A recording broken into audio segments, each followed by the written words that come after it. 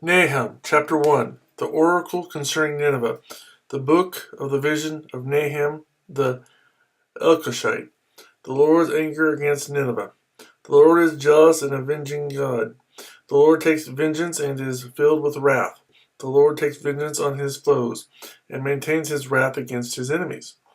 The Lord is slow to anger and great in power. The Lord will not leave the guilty unpunished. His way is in the whirlwind and the storm, and clouds are the dust of his feet. He rebukes the sea and dries it up. He makes all the rivers run dry. Bashan and Carmel wither, and the blossoms of Lebanon fade. The mountains quake before him, and the hills melt away. The earth trembles at his presence, the world and all who live in it. Who can withstand his indignation? Who can endure his fierce anger? His wrath is poured out like fire, the rocks are shattered before him. The Lord is good, a refuge in time of trouble. He cares for those who trust in him, but with an overwhelming flood he will make an end of Nineveh. He will pursue his foes into darkness. Whatever they plot against the Lord, he will bring to an end. Trouble will not come a second time. They will be entangled among thorns, and drunk from their wine. They will be consumed like dry stubble. From you, O Nineveh, has one come forth, who plots evil against the Lord and counsels wickedness. This is what the Lord says. Although they have allies and are numerous, they will be cut off and pass away. Although I have afflicted you, O Judah, I will afflict you no more. Now I will break their yoke from your neck and tear your shackles away. The Lord has given a command concerning you, Nineveh. You will have no descendants to bear your name. I will destroy the carved images and cast idols that are in the temple of your gods. I will prepare your grave, for you are vile. Look, there on the mountains, the feet of one who brings good news, who proclaims peace. Celebrate your festivals, O Judah, and fulfill your vows. No more will the wicked invade you. They will be completely destroyed.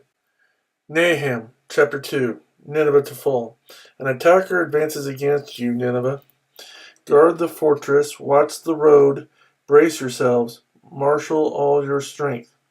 The Lord will restore the splendor of Jacob, like the splendor of Israel, though destroyers have laid them waste and have ruined their vines. The shields of the soldiers are red, the warriors are clad in scarlet, the metal on the chariots flashes, on the day they are made ready, the spears of pine are brandished. The chariots storm through the streets, rushing back and forth through the squares.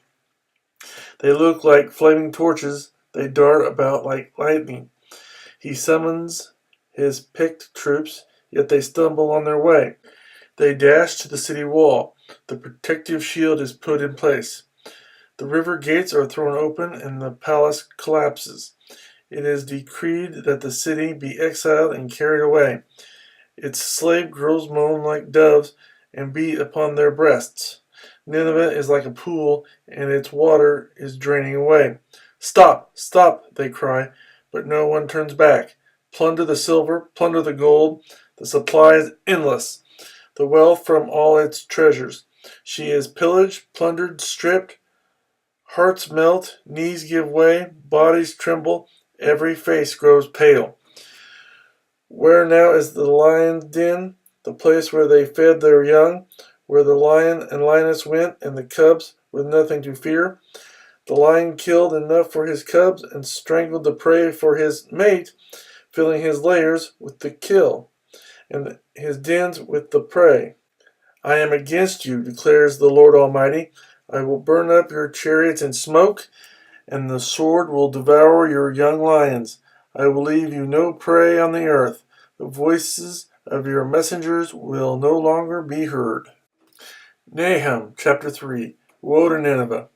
Woe to the city of blood, full of lies, full of plunder, never without victims, the crack of whips, the clatter of wheels, galloping horses, and jolting chariots, charging cavalry, flashing swords, and glittering spears, many casualties, piles of dead, bodies without number, people stumbling over the corpses, all because of the wanton lust of a harlot, alluring the mistress of sorceries, who enslaved nations by her prostitution and peoples by her witchcraft.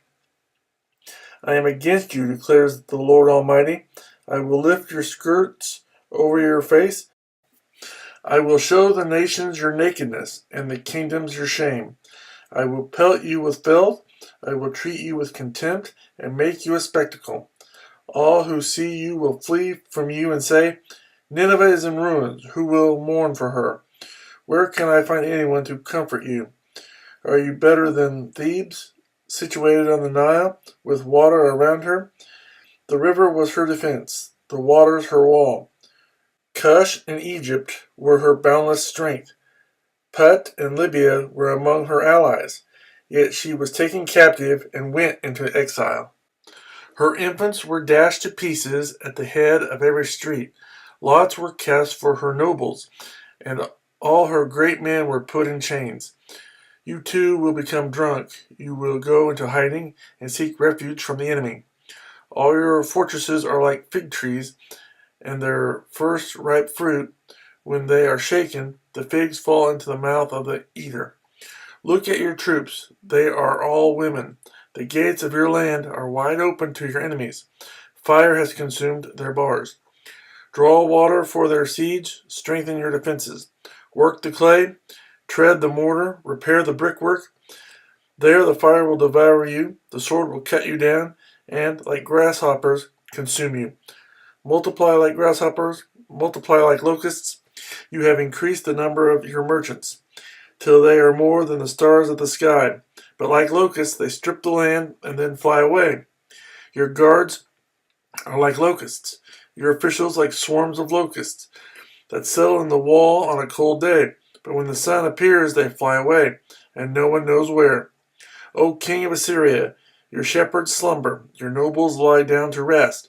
Your people are scattered on the mountains, with no one to gather them. Nothing can heal your wound. Your injury is fatal. Everyone who hears the news about you claps his hands at your fall, for who has not felt your endless cruelty?